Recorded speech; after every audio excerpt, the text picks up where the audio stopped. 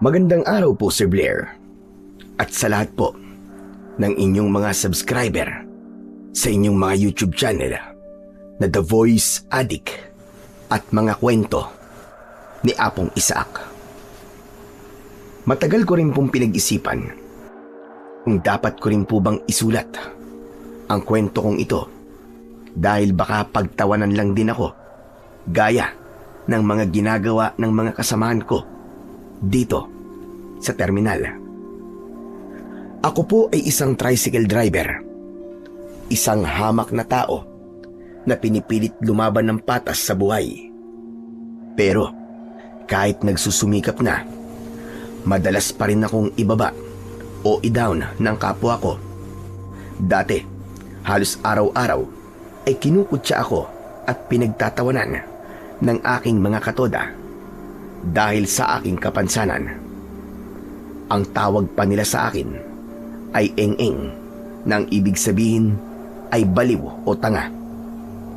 Bukod kasi sa ang isa kong paa, palagi nila akong nahuhuling tulala. Pero ang hindi nila alam, sa bawat pananahimik ko at sa pagtitig sa kawalan, may mga bagay akong nakikita na hindi nila nakikita. Bukas ang third eye ko at may kakayahan akong makakita ng mga bagay na hindi nakikita ng mga karaniwang tao lang. Hindi ito alam ng mga katoda ko dahil wala akong pinagsabihan sa mga kakayahan ko. Ang lolo ko ang nagbigay ng kakayahang ito sa akin. Ang sabi niya ay gamitin ko ang aking kakayahan sa pagtulong sa mga taong nangangailangan. Hindi ako sumang-ayon sa sinabi niyang yon. Lalo pa at wala akong tiwala sa sarili ko dahil sa aking kapansanan. Paano ba ako makapagliligtas ng tao kung ako mismo ay nahihirapan sa aking sakit? Pero ang sabi ni Lolo, magagamit ko daw ang kapansanan kong yon upang hindi agad matukoy ng mga kalaban kung ano ang aking kakayahan. Ang sabi kasi niya sa akin ay nakita niya ang aking kapalaran. Magiging bayani daw ako ng bayan namin. Hindi ko alam kung paano mangyayari yun, kaya nanahimik na lang ako ng matagal na panahon. Pero dumating ang pagkakataon na kailangan ko ng kumilos. Kailangan kong gamitin ang aking sikretong kakayahan para iligtas ang nag-iisang kaibigang tumanggap sa akin sa kabila ng aking kapansanan. Siya nga po pala. Ako po si Boyet. At ito ang aking kwento. Ma'am, sir, gusto niyo pong sa tricycle ko na lang po kayo sumakay? Jumong, ano naman ba yan? Ba't ka naman ang aagaw ng pasero? Pila ko to eh. Hindi naman sa nangaagaw ako ng pasahero, Brad. Kaso di ba, sabi mo kanina masama ang pakiramdam mo. Baka mamaya maaksidente ka na naman. Anong maaksidente? Kahit kailan, hindi pa ako naaksidente, no? Sus! Ma'am, sir, huwag kayong maniwala sa tricycle driver na to. Marami na nga pong naiatid sa ospital yan eh. Tingnan nyo, may sakit siya eh. Tumingin sa akin ang mag-asawang turista. Kitang-kita ko sa mga mata nila ang pag-aalinlangan habang pinagmamasdan ako mula ulo hanggang paa. Agad na humingi ng pasensya ang lalaki at sinabing doon na lamang sila sasakay kay Jumong. Natatakot daw kasi sila para sa kanilang kaligtasan. Lalo na at ilang beses na daw pala akong naaksidente. Hindi po, ma'am, sir. Maayos naman po akong magmaneho eh. Abay, huwag po kayong maniwala sa magulang na yan. Sino tinatawag mong magulang, ha? Totoo naman may sakit ka, di ba? Pilay! Oo, pilay ako, Jumong. Pero hindi naman nadlang tong kapansanan ko sa pamamasada ko, ha. Ano ka ba naman? Lagi ka nalang ganito eh. Ma'am, sir, sige na po, balik na po kayo sa tricycle ko. Maayos po ako magmaneho. Lisensyado po ako. Huwag kayong maniwala sa kanya, sir, ma'am. Anong lisensyado sinasabi mo? Baka lisensya sa mental ang meron ka. O ano, ma'am, sir, tara na. Huwag kayo dyan at siguradong sa puting liwanag kayo dadalhin yan. Bumaba ang mag-asawang matanda at sumakay sa tricycle ni Jumong. Agad kong iniharang ang aking katawan sa harap ng tricycle niya nang paandarin niya ito. Jumong, tama naman no. Biyahe ko to pila ko to. Maging tao ka naman, pambira. Patas lang tayo. Napatigil si Jumong sa pag-abante. Kasunod nito ay pinatay niya ang makina ng kanyang motor. Ang mga driver na nagtatawanan ay biglang nanahimik dahil hindi sila sanay na lumalaban ako. Nagulat sila sa ginawa ko. Ano ka mo? Ano sabi mo, Boyet? Pakiulit mo nga. Ang sabi ko tama na. Di naman porket ganito ako pwede mo na akong ganito yung palagi. Magkababaryo tayo Bakit kailangan mo akong apihin ng ganito? Dahan-dahang bumaba si Jumong sa tricycle at lumapit siya sa akin hanggang sa magdikit ang aming mga dibdib. Amoy na amoy ko ang baho ng kanyang hininga na amoy sigarilyo at alak. Dinuro niya ako sa aking noo. Sandali akong napaatras. Umalis ka nga sa daan, Boyet. Huwag mo akong harangan. Aalis ako. Yun ay kung ibabalik mo sa akin ng mga pasahero ko. Ayaw nga nila sa'yo Ang kulit mo Hindi totoo yan. Anong hindi totoo? Sila na nga mismo nagsabi. Natatakot sila sa'yo. Kaya umalis ka na dyan at ihahatid ko na sila. Naaabala na kami Hindi ako aalis dito. Ba't? Ang tigas din talaga ng kukote mo, no? Ano ba? Ginigising mo ba ang masamang dugo ko? Nakakagigil ka. Umalis ka na dyan. Sipain kita dyan Sige, subukan mo. Irereklamo talaga kita. Alam ko kung ano-ano ang mga karapatan ko bilang miyembro ng TODA. At hindi niyo ako pwedeng gulangan na lang palagi. Aba? Tumatapang ka na ngayon Lalaban ka na ba, Eng-eng? Mga kasama, lumalaban, Hindi ako lumalaban. Sinasabi ko lang ang totoo at kung ano ang karapatan ko. Nanatili akong nakatayo. Nakayuko habang unti-unting nararamdaman ang pagtulo ng pawis mula sa aking noo patungo sa aking mga mata. Pero mas masakit ang katotohanang kahit anong pilit kong maging kapaki-pakinabang sa mata nila, ako ay isang walang kwentang tao lamang. Habang ang lahat ay nakatuon ang pansin sa akin at tumatawa, ako naman ay may nakikita sa likuran ni Jumong. Isang anino, isang mahabang anino na nakadikit sa kanyang likod. Mukha itong isang malaking gagamba na may mahahabang daliri, nakayakap sa balikat ng aking kababata, habang ang dulo ng mahaba nitong dila ay dahan-dahang humahaplos sa leeg niya. Walang nakakakita nito, kundi ako lang. Pinigilan ko ang aking sarili na sumigaw. Alam ko ang anyong yun. Isa yun sa mga nilalang na nagbibigay ng matinding kamalasan sa mga taong kinakapitan nito. Naikwento na ito dati ng lolo ko. Matagal na itong naroon sa terminal. Naghihintay lang ng pagkakataon na tuluyang lamunin ang buong pagkatao ng mga taong puno ng galit at inggit. Sige, pagbibigyan kita ngayon, Jumong Sa'yo na ang biyahin to. Pero sana sa susunod na mga pasahero ko, huwag niyo naman kukunin sa akin. Dahan-dahan akong umatras, kasabay ng pag-atras din ng nilalang na yon, nang kumalma na ang tensyon. Nang makatabi na ako, naupo ako sa gilid ng aking sidecar. Kinuha ko ang isang maliit na bote ng tubig at uminom ng kaunti. Pinanood ko si Jumong na masayang nakikipag-usap sa pasahero bago niya paandarin ang kanyang tricycle. Maya-maya pa, humagibis na siya paalis. Boyet! Napalingon ako. Si Lola Beng pala. Siya yung matandang tindera ng kape at tinapay dito sa terminal. Matagal na siya rito. Parang siya na ang nanay-nanayan ng lahat ng driver. Ayos ka lang ba? Kanina ka pa kasi nakatulala riyan. Lola Beng, kayo ho pala. Opo, ayos lang po ako. Oh, nilagang saging, gusto mo ba? Hindi ko na kasi maubos eh. Sa'yo na lang. Kunin mo na. Lamang tiyan din yan. Alam kong hindi ka pa nanananghalian. Salamat po. Kinuha ko ang iniabot niyang nilagang saging na nakabalot sa plastik. Mainit-init pa, pero napansin kong nakatitig siya sa akin. Seryoso ang kanyang muka.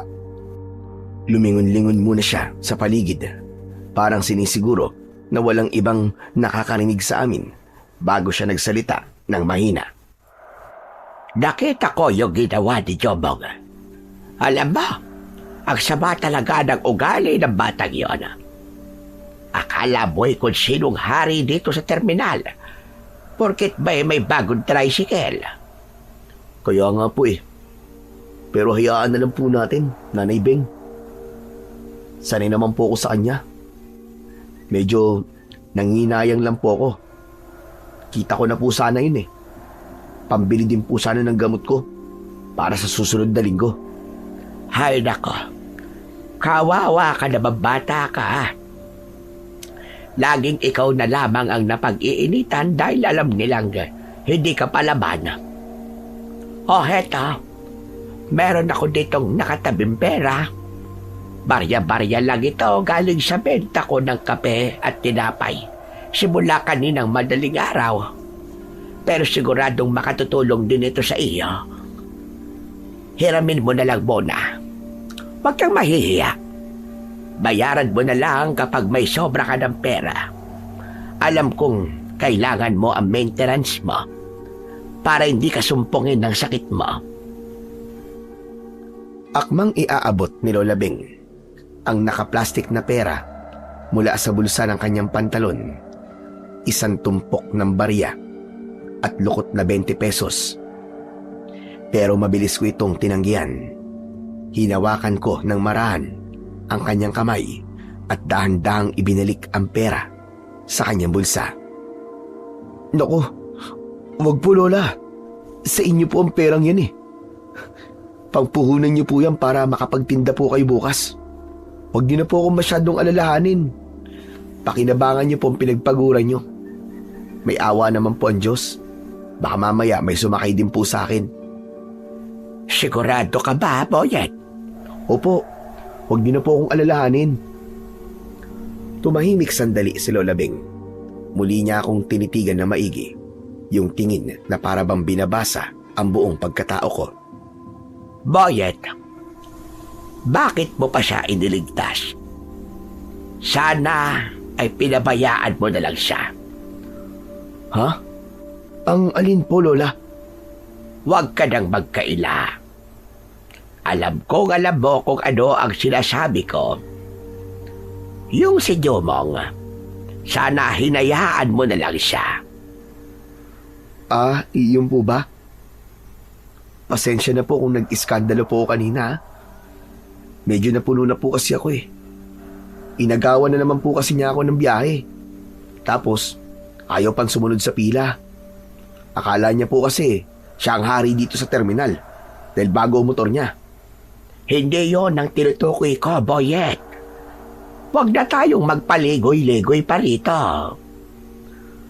Natigilan ako. Muntik ko nang mabitiwan ang saging na hawak ko. Napatingin ako ng diretso kay Lola Beng. Sa tagal ng panahon, akala ko ay ako lang ang may ganitong sumpa. Akala ko, ako lang ang nakakakita sa mga bagay na hindi dapat nakikita ng ordinaryong tao. Lola, ano pong ibig niyong sabihin? Nakita ko yung anino na nakakapit sa likod ni Jomong. At alam ko na nakita mo rin yan. Napalunok ako. Tumingin ako sa paligid. Baka may makarinig sa amin. Ang mga kasamahan ko sa terminal ay abala sa kani-kanilang mga kwentuhan at tawanan. Walang kaalam-alam sa seryosong usapan namin ni Lola Beng. Kailan pa po kayo nakakakita ng ganun, Lola Beng? Huwag mong sasabihin ito sa iba, ha? Matagal na. Nung bata pa ako, bukas na ang mga mata ko sa ganyan. Apo ako ng isang albularyo, kung di mo na itatanong. Talaga po? Hala, akala ko po talaga ako lang ang nakakakita ng mga nakakatakot na multo at nilalang dito sa terminal. May kasama pala ako. Medyo nakaramdam ako ng saya nang malamang may katulad pala ako sa lugar na yon. Napanatag ang loob ko. Pero si Lola Beng, bumuntong hininga siya. Napansin kong naroon pa rin yung inis sa mukha niya. Alam mo, Boyet, sa totoo lang, sana pinabayaan mo na lang na kumapit sa kanya yon. Para wala nang nang-aapi sa'yo dito. Araw-araw ka na lamang niya pinapahiya. Sinisipa, sinasaktan, at inaagawan ng pasahero. Tinatawag ka pang egeng. Masama siyang tao, Boyet. Bakit kailangan mo pa siyang iligtas? Hindi ko po kayang pabayaan siya, Lola. Kahit ganun po si Jumong, kababaryo pa rin natin siya. May pamilyang naghihintay sa kanya at kapag hinayaan kong tuluyang kumapit ang bagay na yun sa kanya, mapapahamak siya. Hindi kaya ng konsensya ko ang tumunganga lang. Alam ko po ang pakiramdam nang mawalan ng mahal sa buhay. Napakabait mo talaga, bata. Masyado kang mabait para sa mundong ito. Lola naman binibiro niyo naman ako Hindi biro yon. Kung sa iba lang yan, aba, tsak nahahayaan na lang siyang kainin ng sarili niyang karma. Sa sama ng ugali ni Jomong, marami pa ang matutuwa kapag nawala siya sa terminal. Pero ikaw, heto, at nagpapakabayani para sa taong walang ginawa kundi ansaktan ka. Ganun po talaga, Lola. Yun po kasi ang bilin sa akin ni Lolo Teroy nung bata pa po ako. Sabi niya, pagdating sa ganitong bagay, huwag po ako mamimili ng tutulungan. Kapag may nanganganib daw po, kailangan iligtas, maski isa pa siyang kaaway. Pero hanggang kailan ka magtitiis, Boyet? Hanggat kaya po, Lola. Hay nako, kung alam lang nilang totoo, na yung tinatawag nilang baliw, ang dahilan kung bakit hindi pa sila kinukuha ni Satanas. Ayos lang po, Lola. Hindi naman po ako humihingi ng pasasalamat nila. Ito po ang mission ko. At tutuparin ko po yun para kay Lolo Teroy ko. Bilib talaga ako sa iyong bata ka. Alam mo, kung nandito lang ang lolo mo, sigurado ako, proud na proud siya sa iyo. Sana nga po, Lola. Sana po ay nakikita niya ako ngayon. Minsan po kasi, kapag sobrang bigat na at parang lahat sila laban sa akin, kinakausap ko si Lolo sa isip ko. Tinatanong ko siya kung tama pa ba itong ginagawa ko. Naririnig ka noon, Boyet. Huwag kang magduda. Saka wala namang mali sa ginagawa mo.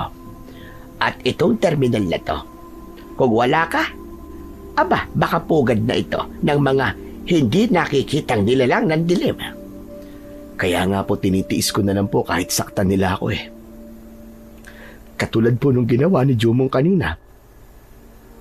Galit po talaga ako sa kanya, Lola. Pero kailangan ko pong pigilan ng galit na yun. Kapag nagpadaig po ako sa puot, mas madaling makakakapit po ang anino at tuluyan na siyang maaangkin ng dilim. Hay nako, kawawa ka na, bata ka. Ikaw na lamang palagi ang nagpapaubaya. Magsasalita pa sana si Lola Beng dahil tila nawiwili sa pakikipag-usap sa akin, pero biglang may tumawag sa kanya mula sa kanyang pwesto. O siya, sige na. Babalik na ako sa pwesto ko. Ubusin mo yung saging ha. Naglakad na si Lola. Pero bago siya tuluyang makalayo, lumingon ulit siya sa akin at ngumiti ng malungkot. Huwag kang susuko. Kasi kung wala ka, baka matagal na kaming inubos ng mga yan. Opo, Lola. Salamat po. Nang makaalis na si Lola, napahawak ako sa dibdib ko. Medyo gumaan na ang pakiramdam ko kahit papano. May isang tao na nakakaintindi. May isang tao na alam na hindi ako baliw. Inubos ko na ang saging at itinapon ang bote sa basurahan. Saka ako bumalik sa tricycle at pinunasan ito. Maya-maya pa ay may narinig akong humaharurot na pumasok sa terminal. Pabalagbag niyang ipinarada ang kanyang makintab na tricycle sa tapat mismo ng pila ko. Sadyang iniharang na naman ito ang likuran para hindi ako makaabante. Bumaba siya sa kanyang sasakyan at muli akong nilapitan para asarin. Oh, pambira, nandito ka pa? Hindi ko siya sinagot. Ipinagpatuloy ko ang pagpupunas ng aking tricycle. Hoy! Aba, napansin na! Tinapik niya ako ng malakas sa balikat, pero sa halip na mainis, bigla akong natigilan. May kakaiba kasi akong naamoy. Isang masangsang at mabahong amoy na para bang nabubulok na karne na nanggagaling sa kung saan. Agad akong tumingin kay Jumong mula ulo hanggang paa. Inisip ko nung una na sa kanya galing ang amoy na yon. Baka may natapakan o kaya ay may dala siyang bulok na isda sa loob ng kanyang tricycle. Sinilip ko ang sidecar. Malinis naman at walang anumang laman ito sa loob. Ilang sandali pa ay unti-unti ding nawala yung amoy. Hoy, anong sinisilip-silip mo dyan, ha? Baka matunaw yan. Wala kang pambayad dyan. Hindi ko na lang siya pinansin. Lalo pat biglang nagkagulo sa bungad ng terminal. Isang jeep na puno ng mga turista ang huminto at nagsibabaan ang mga pasahero. Agad na naging alerto ang mga kasamahan kong driver at pati na rin si Jumong. Kanya-kanya ng sakay ang mga pasahero sa mga nakapila. Nawala ang atensyon ni Jumong sa akin at mabilis na nakipag-unahan sa ibang driver para makasingit at makakuha ng sakay. Sa gitna ng siksikan at ingay ng mga nag-aalok ng sakay, may isang babaeng dumiretso sa akin. Nakasuot siya ng puting bestida at may hawak na maliit na payong. Mabilis siyang sumakay sa loob ng sidecar ko. Kuya, sa may pantalan po tayo. Magkano po? Sige po. 50 po ang pamasahe doon, ma'am. O sige na kuya, tara na. Iatid mo na ako. Nagmamadali ako eh. Sumakay na ako sa tricycle ko. Mabuti na lang. At pinatabi ng mga kasamahan kong nauna ang tricycle ni Jumong. Wala na akong magiging problema sa pag-abante ng aking sasakyan. Babiyahe na sana ako. Pero biglang may humawak sa manibela ko. Si Jumong na naman. Ma'am, baka mas gusto niyong sumakay sa tricycle ko. Bago po at mabango. Hindi tulad dito.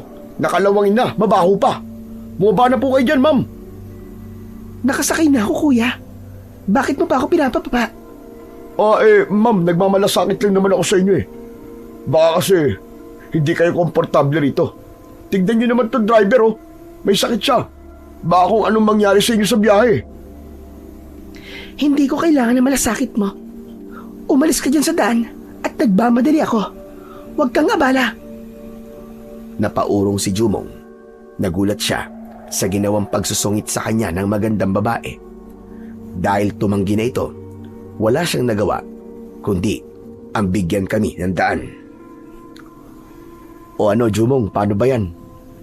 Mauna na kami ha? Inarangkad ako na ang tricycle nang umalis na siya sa tabi ko. Nanatili siyang nakatayo sa gilid, tulala at pinapanood kami hanggang sa makaalis ako sa pilahan. Siguro ay napahiya siya ng gusto dahil sa harap ng maraming driver ay nabara siya at tinanggihan ng isang magandang babae. Samantala, habang binabagtas namin ang kalsada papuntang Pantalan, kinakausap ako ng aking babaeng pasahero. Sino ba yun, kuya? Yung lalaki dun sa terminal? Talaga bang ganun yun? Inaagawan ka ng pasahero? Opo ma'am. Ayos lang naman po yun. Sanay naman na po ako sa kanya eh. Medyo mainitin lang po talaga ang ulo niya. No, kuya. Dapat hindi mo siya hinahayaan na ginaganon ka. Like, hindi tama yung ganon. It's so unfair. Nakakabwisit kaya yung mga ganong magulang at mapangapi sa kapwa. Masamang tao yun, no? Ramdam ko, kaya ayokong sumakay sa kanya. Hayaan na lang po natin siya ma'am. Pagpasensyaan niyo na lang po. Huwag niyo na po siyang isipin at baka ma-stress lang po kayo. Masisira lang ang araw niyo. Wow, seriously?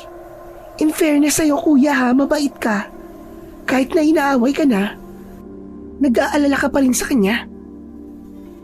Hay nako.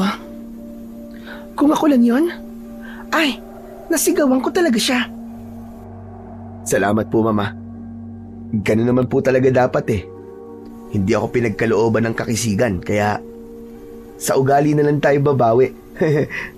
No, it's not true. Mas pogi ka kaya dun sa siraulo na yun. Alam mo, sa sobrang pangit ng ugali niya, nagmumukha na siyang unggoy, promise. Nagpatuloy kami sa biyahe. Magaan kausap si Cassandra. Mabait siya at kuwela kahit medyo maarte magsalita at hinahaluan ng konting Ingles ang mga sinasabi niya. Hindi ko namalayan na malapit na pala kami sa Pantalan dahil hindi siya nauubusan ng kung ano-anong kwento. Ilang sandali pa ay pumarada na ako sa gilid. Andito na po tayo ma'am. Wow, oo nga no. Hindi ko namalayan ah. Salamat kuya ha. Anyway, Cassandra nga pala. Ikaw? Boyet po ma'am. Boyet po ang pangalan ko. Nice meeting you, Kuya Boyet. Thanks for the ride ah. Kahit medyo luma na tong tricycle mo, still, safe pa rin naman tayo nakarating. Hindi tulad ng ibang nasakyan ko. Mga kaskasero sa daan. Inilabas niya ang kanyang pitaka mula sa kanyang dalambag. Kumuha siya ng isang buong 200 pesos at iniabot sa akin. Naku ma'am, wala po ba kayong mas maliit na bill? Wala pa po kasi akong biyahe, wala po akong panukli sa inyo ma'am. It's okay, kuya. Keep the change na. Sa'yo na yan. Naku, wag po ma'am. Nakakahiya naman po, masyadong malaki po to. No, kuya, please. Kunin mo na. Sinishare ko lang ang mga blessing ko sa'yo. You deserve it. Kasi, you're a good guy. Sigurado po kayo, Ma'am Cassandra. Maraming salamat po, Mama. Malaking tulong po ito sa akin. Wala yon. Sige na kuya ha, bababa na ako. Baka maiwan ako ng boat eh. Bye Kuya Boyet. Take care sa pag-uwi. Bumaba na siya at mabilis na naglakad papasok sa terminal ng Pantalan. Napatingin ako sa perang ibinigay niya. Napangiti ako. Sa totoo lang, ay natutuwa ako. Hindi lang dahil sa pera, kundi dahil pakiramdam ko ay may isang tao na hindi ako hinusgahan. Nakakataba sa puso na tinawag niya akong pogi kahit alam kong hindi naman yun totoo. Agad tuloy akong napabulong habang pinapanood ang dalaga habang papasok sa loob ng terminal. Salamat, Ma'am Cassandra. Napakabait nyo. Sana lahat ng pasahero ko katulad nyo. Ibinulsa ko ang pera ng may pag-iingat. Pero nang bigla kong maalala si Jumong, agad akong kinabahan. Alam ko ang galawan ng taong yun. Hindi niya ako titigilan at susubukang kunin ang kita ko. Kaya bago ko paandarin ang makina, mabilis kong inilabas ang pera mula sa bulsa ko at itinago ko ito sa aking sapatos. Bihira na ang ganung swerte, kaya kailangan kong pag-ingatan ang biyaya, lalo pa at para sa gamot ko ito. Nag-alala ko kasi baka madisgrasya na naman ang perang kinita ko kapag nagkaharap kami ni Jumong doon. Tiyak na kukunin na naman niya ito sa akin ng sapilitan.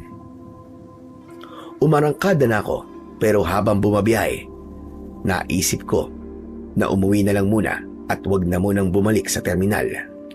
Samantala, nang makarating na ako sa tapat ng aming bakuran, agad na sinalubong ako ni Tonton, ang 10 taong gulang na anak ni Jumong. Kuya Boyet, nakauwi ka na pala. Oo, Tonton. Umuwi muna ako kasi medyo sumama yung pakiramdam ko eh. Ganun po ba? Kuya, si tatay kaya, hindi pa ba uuwi? Marami pa po ba pasero ngayon? Hinihintay ko po kasi siya eh. Kasi sabi niya mag-uuwi siya ng cake. Birthday ko po kasi ngayon. Kanina ko pa po siya hinihintay eh. Uy, birthday mo ngayon. Happy birthday, Tonton ha. Nako, pasensya ka na. Baka hindi pa pabalik yun kasi maraming tao sa terminal eh. Naalala ko bigla ang pandesal na binili ko kanina sa bayan bago ako tuluyang umuwi. Inabot ko ito sa kanya. O Tonton oh, regalo ko sa'yo. Tanggapin mo, pandesal yan. Mainit pa yan. Yan na lang muna ang kainin mo habang hinihintay mo ang cake mo. Wow, salamat po Kuya Boyet. Ang bait-bait niyo po talaga. Ngumiti siya ng malapad. Yung ngiting abot hanggang tenga na tila ba nakalimutan ang pagod sa paghihintay. Sa tuwing nakikita ko ang batang ito, hindi ko maiwasang mapaisip kung paano nagkaroon ng ganong kabait na anak ang isang tulad ni Jumong. Napatitig tuloy ako sa kanyang maamong muka. Binuksan niya ang supot at kumuha ng tinapay. Salamat po ulit dito Kuya Boyet ha. Sige po, pumasok na po kayo. Para makapagpahinga na po kayo. Babalik na po ako sa bahay. Isishare ko po ito kay nanay. Tumango na lang ako sa kanya at nakangiti kong pinanood ang paglayo niya. Nang sumara ang pinto ng kanilang bahay, nanatili muna akong nakatayo sa tabi ng aking tricycle. Saka ko lang unti-unting napagdugtong-dugtong ang mga nangyari.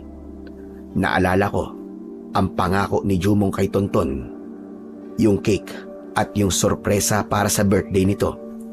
Ngayon ko naunawaan kung bakit ganun na lang kadesperado si Jumong na makaisa sa terminal. Kung bakit handa siyang mang-agaw ng pasahero at makipag-away kahit kanino. Naghahabol pala siya ng pambili ng cake para sa kaarawan ng anak niya. Yung galit ko sa kanya kanina, biglang napalitan ng awa. Alam ko ang pakiramdam ng walang-wala. Kaya naman, naiintindihan ko na siya. Samantala, paglipas ng mga oras, ay nagpasya kong hindi na bumalik sa terminal at magpahinga na lang. Maaga ako natulog. Kaya naman, maaga din ako nagising kinabukasan. 4:00 ay naghanda na ako. Naligo, nagbihis at nagpunas ulit ng tricycle. Saka muling pinaandar ang makina ng aking tricycle. Maaga akong dumating sa terminal. Pero laking gulat ko nang makita kong nagkakagulo ang mga kasamaan kong driver. Boyet, naku mabuti na lamang at dumating ka na. Nagulat ako kay Lola Beng. Maputla siya at hawak-hawak ang kanyang dibdib. Narinig mo na ba ang balita? Ano pong balita? Saka bakit po parang nagkakagulo ang lahat? Diyos ko po, Boyet. May nangyaring masakir sa isla. Ang daming patay. Ano ho? Masakir? Diyos ko, Lola Beng. Sigurado po ba kayo dyan? Sino po ang gagawa ng ganong karumal-dumal na bagay? Hindi ko alam. Umaasa lang naman ako sa balita ng mga tao galing doon, Boyet. Mabuti pa'y pupunta tayo ron sa may pantalan. Nandun daw kasi ang mga bangkay. Pupunta tayo sa pantalan kung saan naroon ang mga bangkay? Oo, Boyet.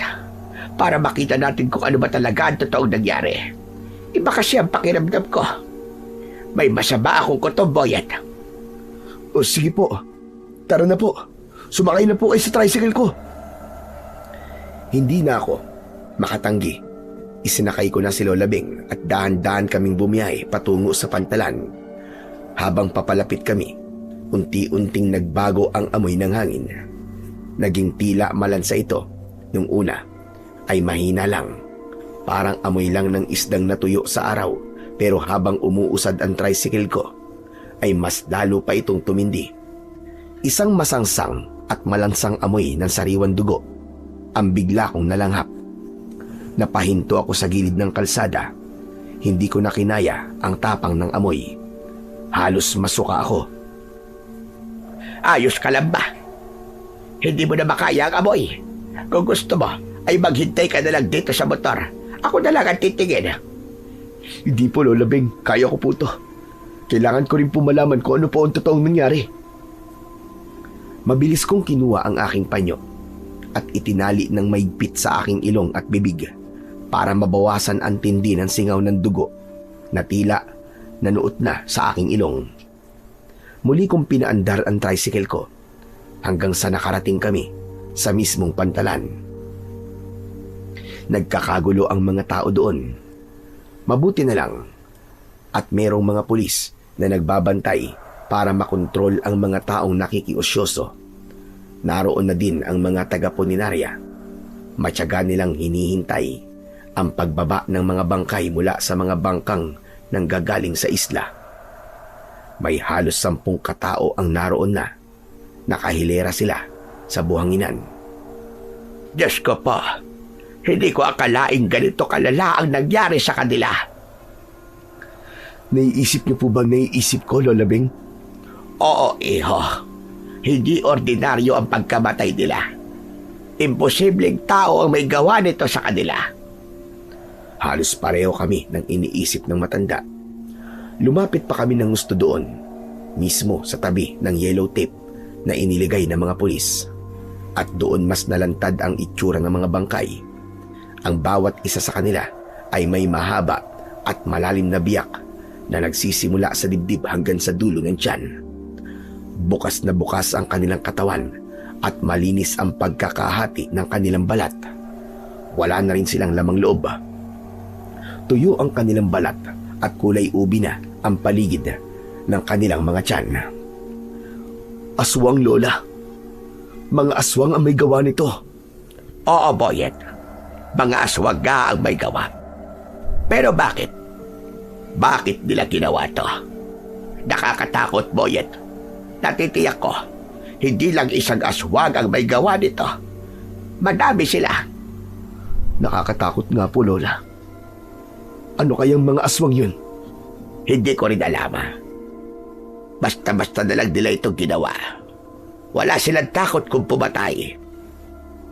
Kaya pala, may naamoy ako mabaho sa terminal kahapon bago dumagsa yung madaming mga pasero. Hindi kaya sila yung mga aswang, Lola? Nako'y mahirap magbintang, iho. Habang seryoso kami nag-uusap, ay bigla kaming nagulat nang may tumawa ng malakas sa aming likuran. Ano ba yan? Pati ba naman ikaw, Nanay Beng? Nahawa na sa pagkaeng-eng nitong si Boyet? Lumingon kami at nakita namin si Jumong. Nakatayo siya sa likuran namin, humihit-hit ng sigarilyo. Jumong? Kanina ka pa ba dyan? Oo naman. Kanina pa ako nakikinig sa walang kakwenta-kwenta niyong pag-uusap eh. Anong walang kwenta? Talaga naman ah. Ang tanda niyo na pareho naniniwala pa rin kay Saswang. At ikaw naman, Nanay Beng. Pati ba naman ikaw? Nagpapaniwala kay Boyet? Sira ulo tong taong to eh. Naramdaman ko ang pag-akyat ng dugo sa mukha ko. Hindi dahil sa pang-iinsulto niya sa akin. Sanay na ako ron. Nainis ako dahil sa kawalan niya ng respeto kay Lola Beng. Tumahimik ka, Jumong. Huwag mong dinadamay si Lola, ha? Huwag ka naman ganyan magsalita sa kanya. Kung sa akin ayos lang, sige, laitin mo ako ng laitin hanggang gusto mo. Tawagin mo akong baliw. Pero si Lola Beng, respetuhin mo siya. Nirerespeto ko naman si Nanay Beng eh, kaso mali yung ginagawa niyo eh. Kapag kumalat ang tungkol sa mga aswang, sino ba maapektuhan? Di ba tayo rin? Kapag takot ang mga turista, wala tayong pasada. Zero tayo, bokya! Lumapit siya sa akin at dinuro niya ako sa dibdib gamit ang kanyang hintuturo. Makinig ka, Eng-Eng, ha? Yung mga bangkay na yan, baka mga adik lang ang may gawa niyan. O kaya naman mga miyembro ng mga sindikatong nangunguha ng lamang loob para ibenta. Krimen yan, Boyet, krimen. Isang brutal na pagpatay. Tao ang pumatay sa kanila. Hindi mga aswang. Kung yan ang paniniwala mo, di bahala ka. Hindi naman kita ko kontrain Pero sana, wag mo din kaming pakialaman kung anong gusto namin pag-usapan. Dahil wala naman kaming balak na ipagsabi ito. Abay dapat lang. Dahil kapag kumalat yan at maapektuhan ang hanap buhay natin, humanda ka talaga sa akin. Abay bakit kagad ako? Paano kung may ibang magpakalat nito? Wala akong pakialam kung merong magpakalat na iba. Basta ikaw ang sisisihin ko. Tandaan mo yan. Iniwan na kami ni Jumong. Lumapit siya sa kanyang tricycle at pinaandar ang makina. Ilang sandali pa ay pinaharurot niya na ito palayo. Hindi po siya naniniwala, Lola. Hayaan mo na ang hambog na yon, Boyet. Hindi natin kailangan ng opinyon niya. Sadyang may mga ganyan tao talaga na kailangan muna nilang maranasan bago sila maniwala. Wala na akong nagawa kundi ang panoorin ang mabilis na paglayo ni Jumong.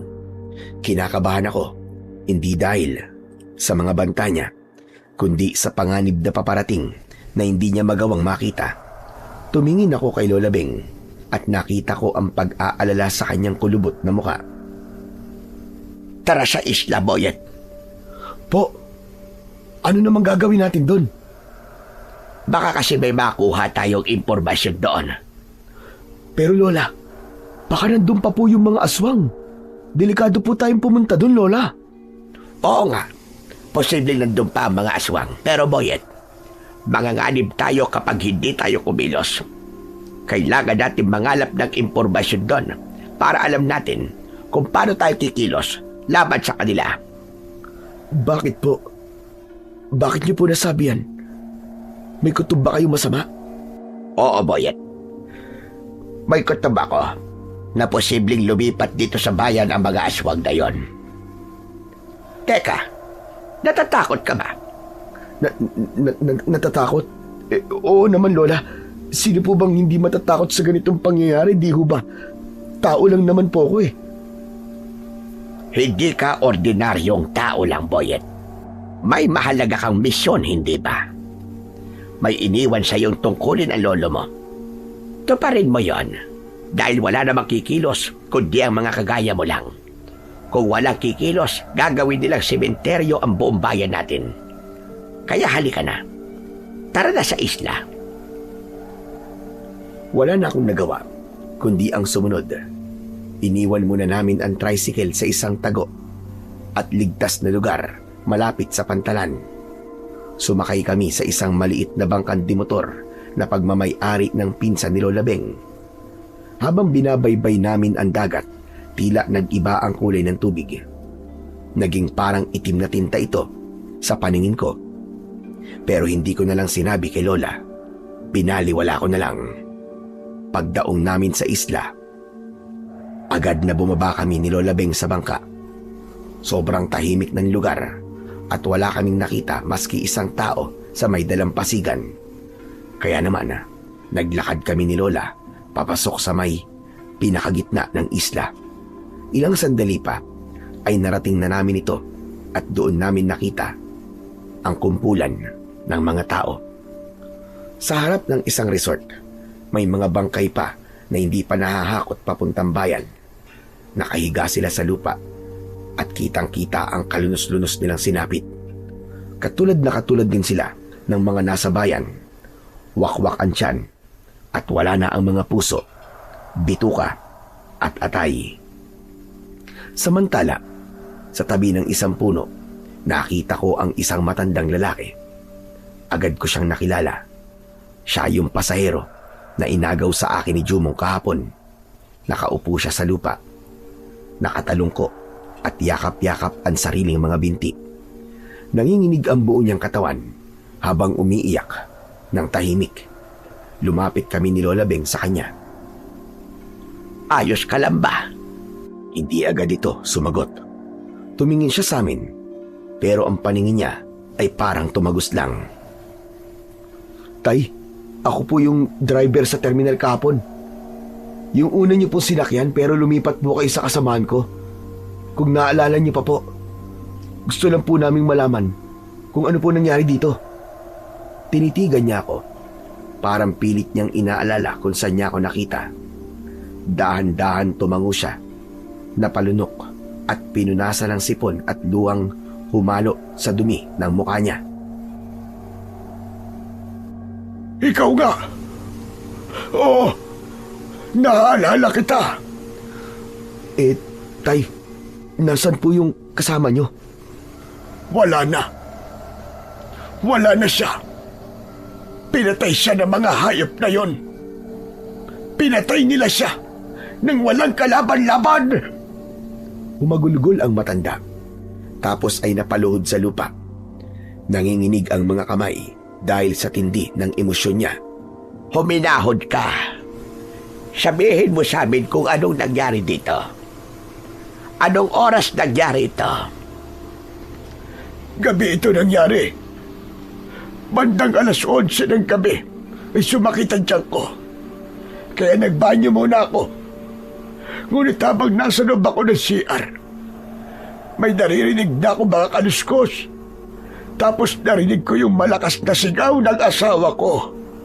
Napapikit ang matanda. Tumulo ang luha mula sa kanyang mga mata na namumugto na sa kakaiyak. Ano pong ginawa niyo? Tinulungan niyo po ba siya? Hindi. Natakot ako. Gusto ko siyang tulungan pero naduwag ako. Nanginig ang tuhod ko nung marinig ko ang malakas na ungol. Sumilip lang ako sa maliit na siwang ng pinto ng CR. Kitang-kita ko ang kusina mula doon. Dahil naiwan namin bukas ang ilaw. Huminga siya ng malalim. Tila kinakapos ng hangin dahil sa pag-alala ng mga nangyari. Nakita ko sila. Bawat isa sa kanila. Ang dami nila. Siguro ay nasa 10 silang nagsisiksikan sa loob ng inupahan naming cabin. Wala akong nagawa. Habang pinagpipistahan nila ang asawa ko, pinapanood ko lang siyang mawalan ng hininga. Wala akong kwentang asawa. Duwag ako! Duwag! Muling humagulgol ang matanda. Ang kanyang mga kamao ay pilit na ibinabaon sa buhangin dahil sa matinding pot at pagsisisi. Pasensya ka na. Kung tatanungin ko sa ito, nakita mo ba ang mukha nila? Yung itsura nila? Sandaling tumigil ang matanda sa pag-iyak. Tumingala siya sa amin at sa kauna-unahang pagkakataon, nakita ko ang kilabot sa kanyang mga mata. Ang kanyang mga labi ay nangatog. Oo, kitang-kita ko. Wala silang buhok sa katawan. Pero ang buhok nila sa ulo mahaba. Buwaghag. Matigas at nakatayo na parang mga wire. Ang mga mata nila, Diyos ko, nanlilisik sa pula. Walang puti. Puro pula lang na parang baga. At ang mga ngipin, matutulis at may mahaba silang mga pangil. Napahawak ako sa bibig ko nang marinig yun dahil nai-imagine ko yung anyo ng mga aswang na sumalakay sa kanila. Pero nakakatakot yung mga kamay nila. Ang hahaba ng mga braso nila. Abot hanggang tuhod at yung mga daliri kasing haba ng mga patalim. Pinaluputan nila ng buhok ang asawa ko. Tapos ay iniangat nila sa sahig. Tapos ay sa kanila sinaksak. Tama na po, tama na. Huwag na po kayong umiyak. Huwag na rin po muna kayong magsalita kung di nyo na po kaya. Hindi. Kailangan ko masabi to. Ang bigat eh. Nakita ko kung paano nila dinukot ang laman loob niya.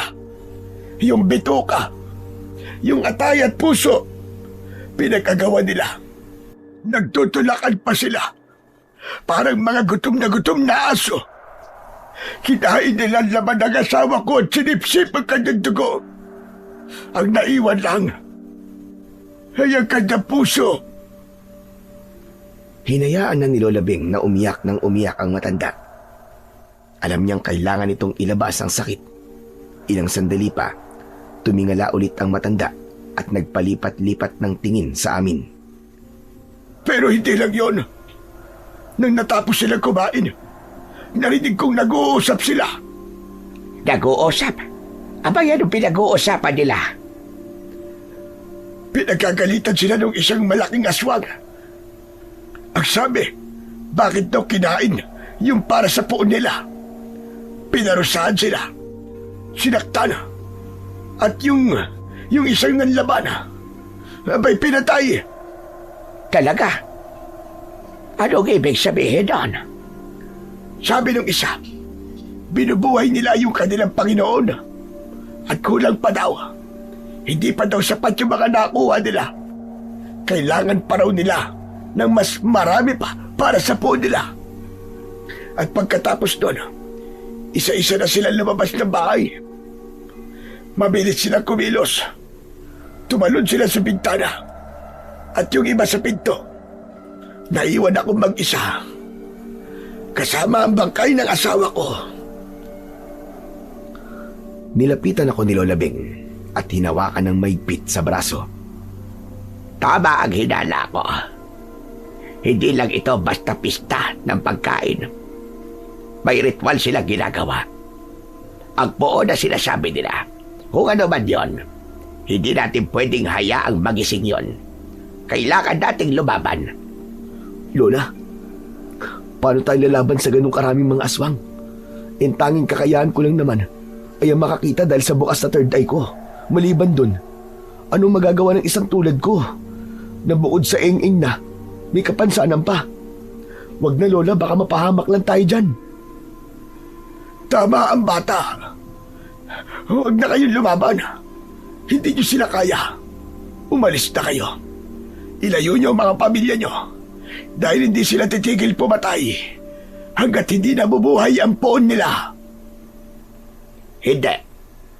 Hindi kami aalis. May magagawa kami nitong sumoyet. Isa akong makapangyarihang albularya. Kung hindi nyo na itatanong, haharapin ko ang mga aswang na yan at papatayin ko silang lahat. Kayang-kaya ko yon.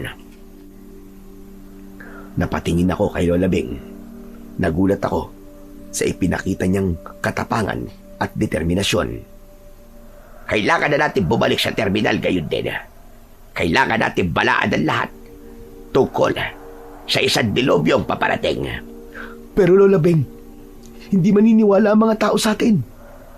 Pinagtawanan nga lang tayo ni Jubong kanina eh. Tulad niya, pagtatawanan lang din tayo ng iba. Wala akong pakialam kung tumawa siya. Ang importante, masabi natin sa kanila para kahit papano, kahit may isa o dalawa na maniwala, ay meron pa rin tayong maililigtas. Kaya halika na, magmadali na tayo. Lola Beng, paano si tatay? Pabayaan nyo na ako. Huwag nyo na akong alalahanin dito. Sigurado po ba kayo? Sa bagay, pwede naman po kayong sumabay dun sa mga pulis na sumusundo ng mga bangkay dito. Oo, sa kanila lang ako sasabay. Salamat. Salamat sa inyo dalawa. Medyo gumaan ng konting nararamdaman ko. Malaking tulong na kinausap niyo ako. Wala pong anuman tatay. Mag-iingat po kayo dito ha. Aalis na po kami ni Lola Beng.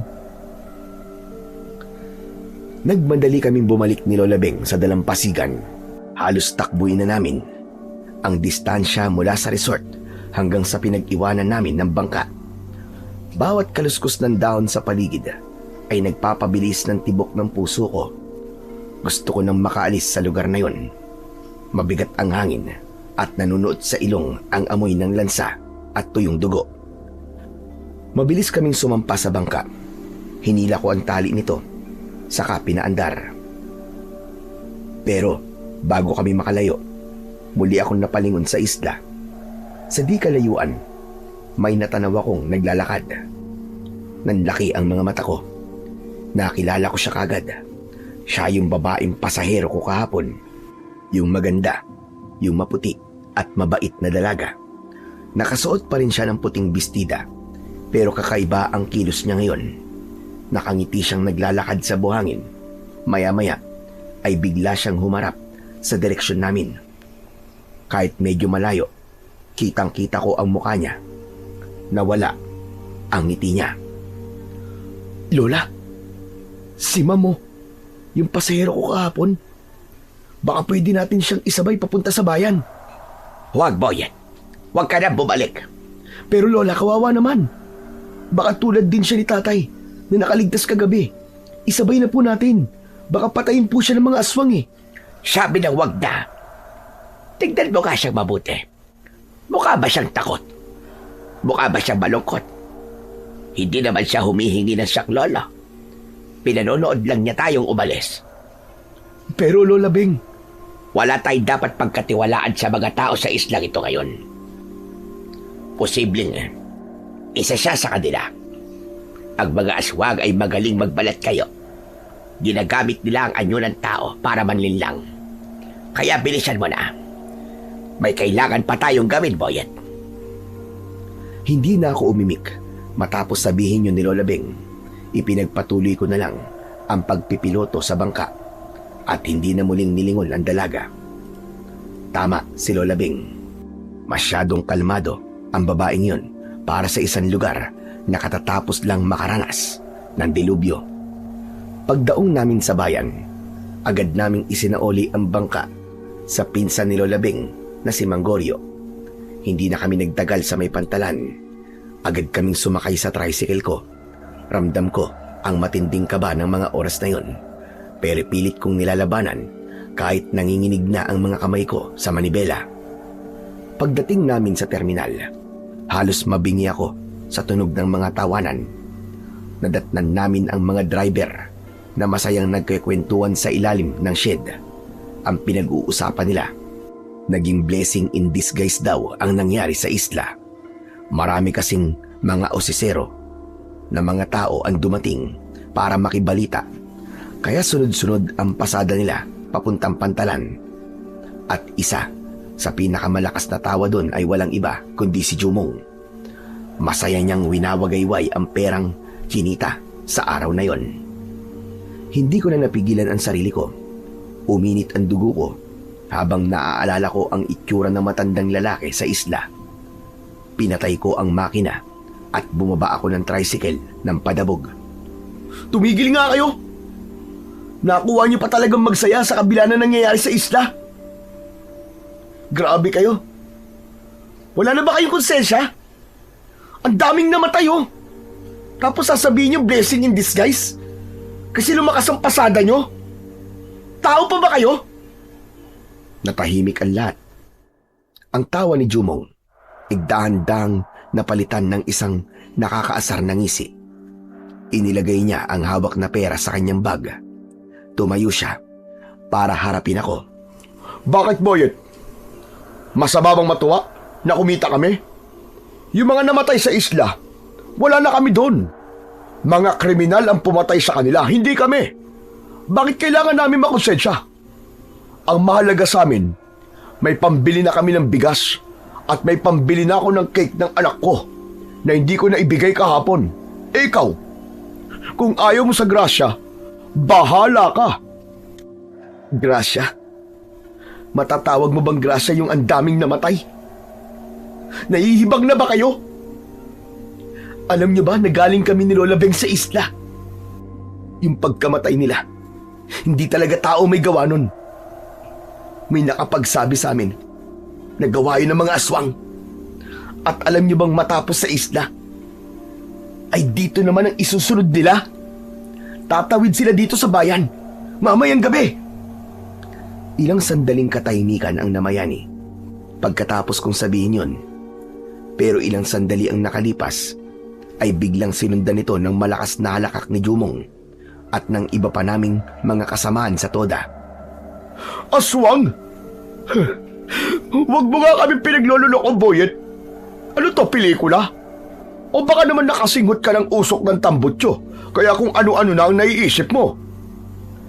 Pumagitna si Lola Beng at siya na ang nagsalita nang makita niyang pinagtatawanan lang ako at walang naniniwala. Makinig kayo kay Boyet. Hindi biro ang nakita at nalaman namin.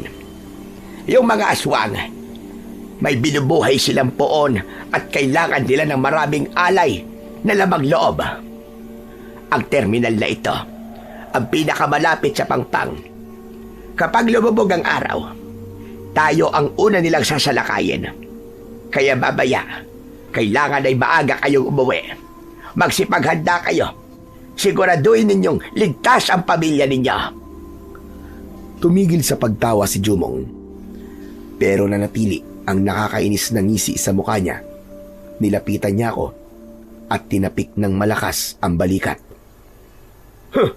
Gets ko na. Magaling ka din pala dumiskarte, Boyet, ha? Anong diskarte ang pinagsasasabi mo? Aminin mo na kasi. Gusto mo lang kaming pauwiin ng maaga para masolo mo ang pila mamaya, no? Kasi, alam mong mamayang gabi, posible na dumagsa pa ang pasahero dito papuntang Pantalan. Dahil marami pang hindi na-identify ng mga bangkay. Alam mo, sagsag ang pasahero mamaya. Kaya nananakot ka lang tungkol sa aswang para ikaw ang kumita. Aba, ayos din. Ang ganda ng diskarte. Hindi ganun yun, Jumong. Buhay ang nakataya rito, hindi pera. Sos, maniwala ako sa'yo. At ikaw naman, Nanay Beng, pati ba naman ikaw nagpapagamit sa eng-eng na to? Ano? Nahawa ka na rin ba sa sira ng ulo ng lalaking to? Diyos ko, akala ko pa naman ikaw ang pinakamatino rito sa terminal. Mag-ingat ka sa pananalita mo, Jumong. Hindi baliw si Boyet at mas lalong hindi ako baliw. Baka gusto mo sabihin ko sa'yo ang nakikita kong kapalaran mo pagkatapos ng gabing ito. Mag-iingat ka dahil isa sa mga mahal mo sa buhay ang mawawala. Ano ka mo? Ano sabi niyo?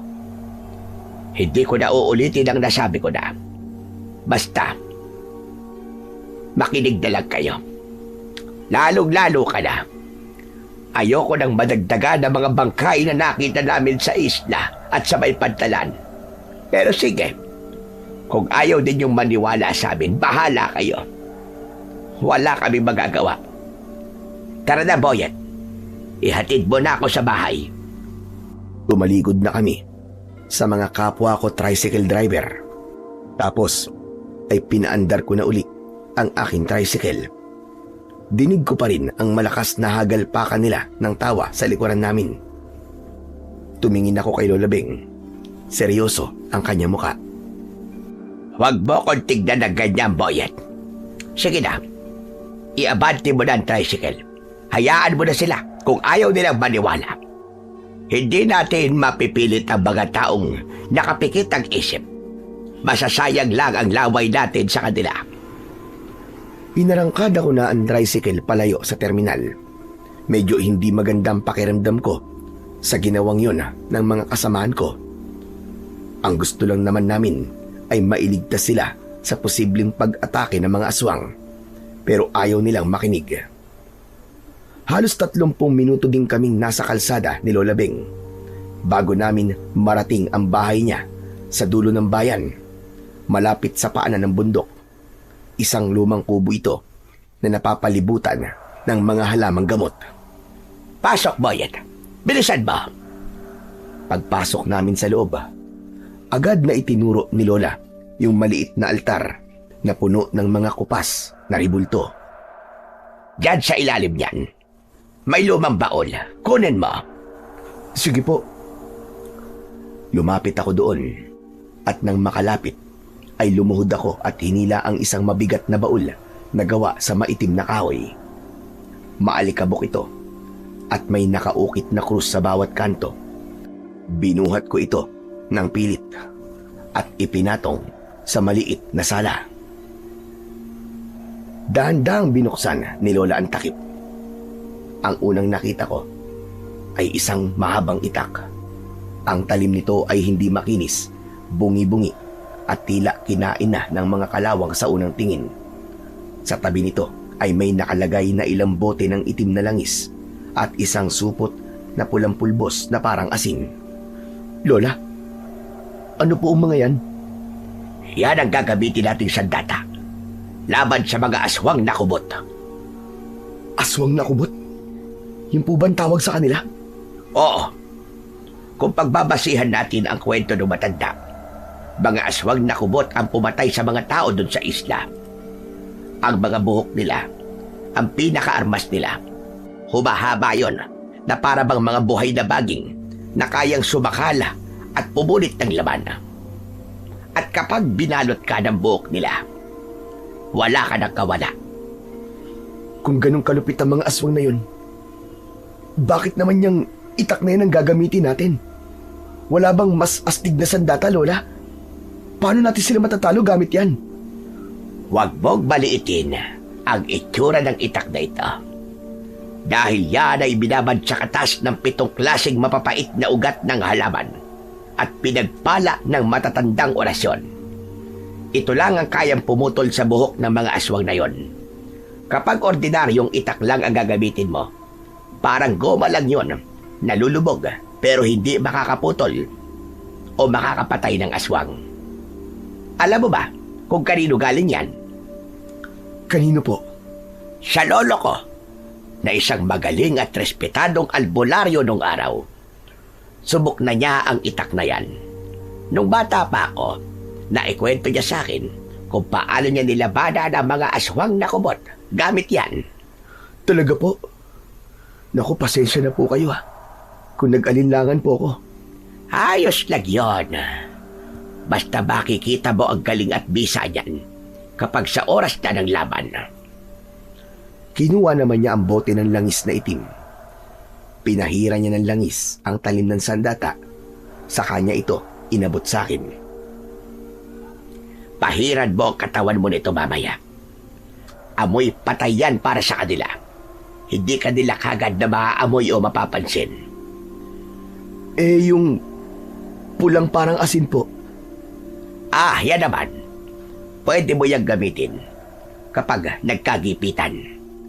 Kapag nilagyan mo ng guhit ang lupa gamit yan, hindi nila ito kayang tawirin dahil masusunog sila.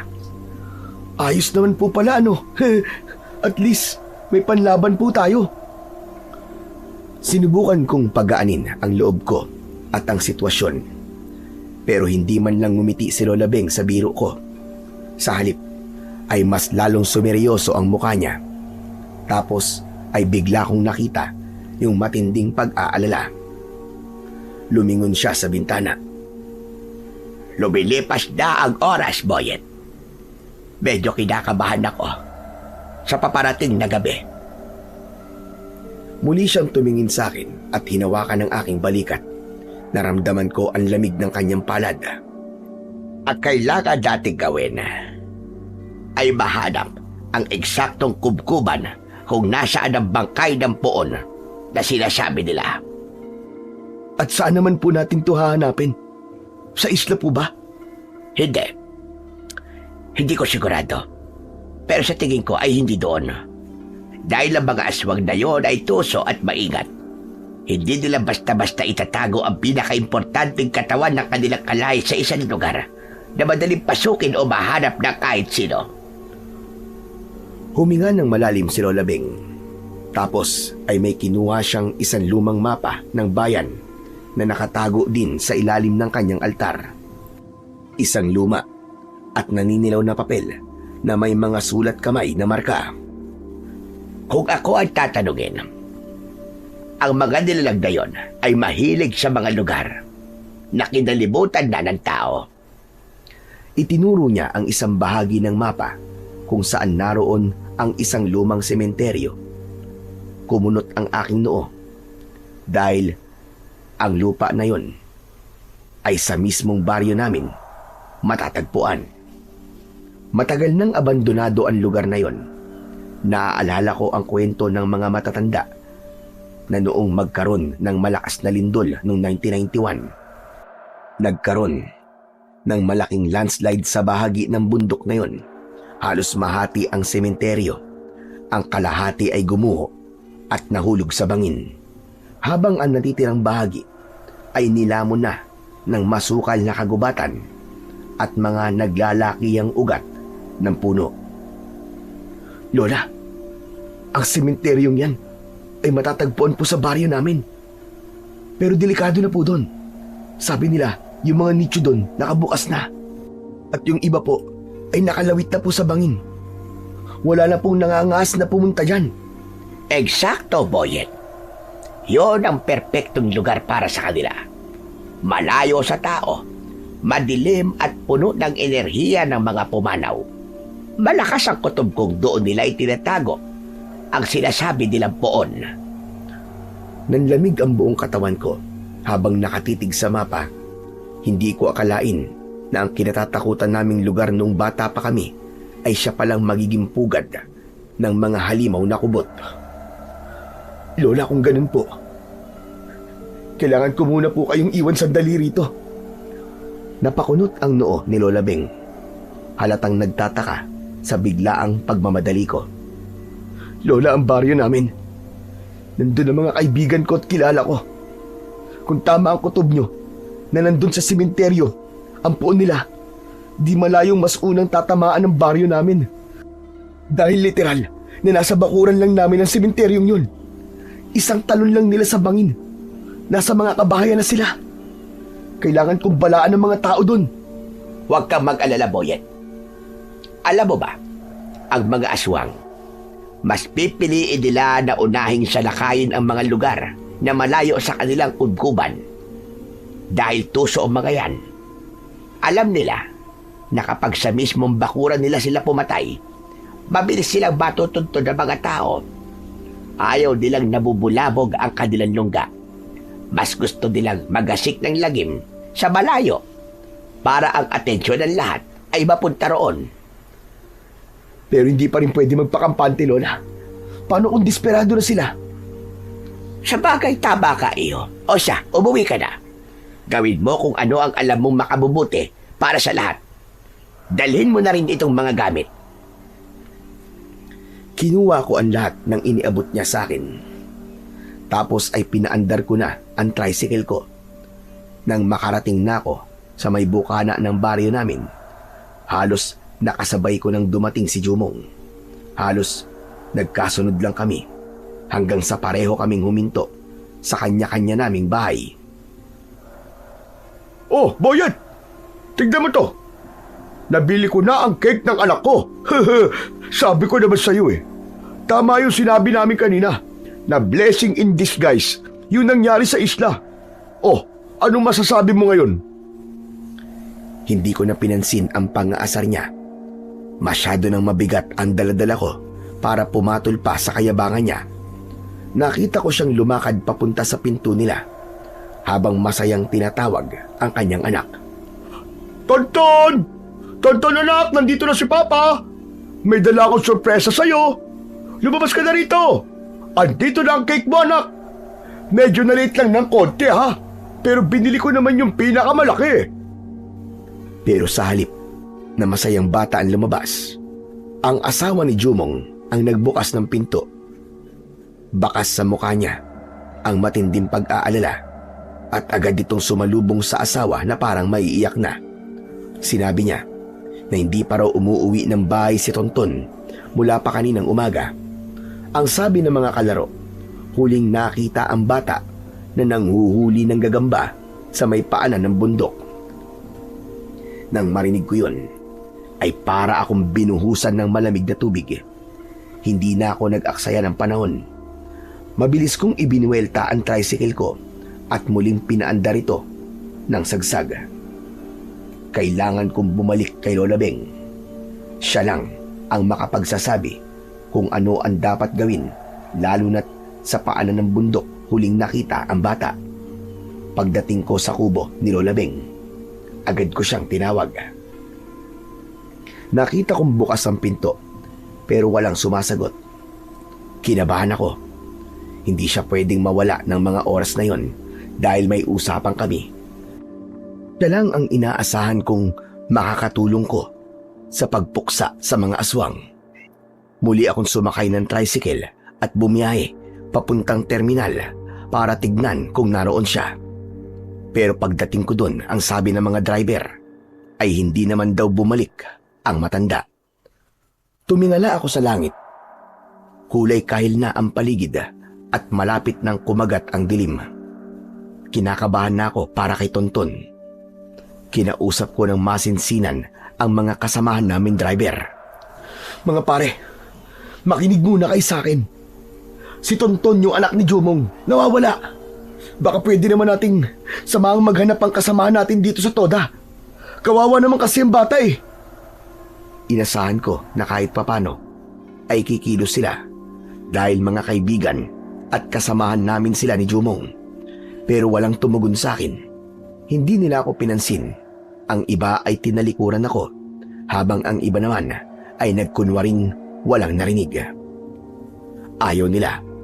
Mas mahalaga sa kanila ang perang kikitain sa pagdagsa ng mga taong papunta o paalis mula sa pantalan.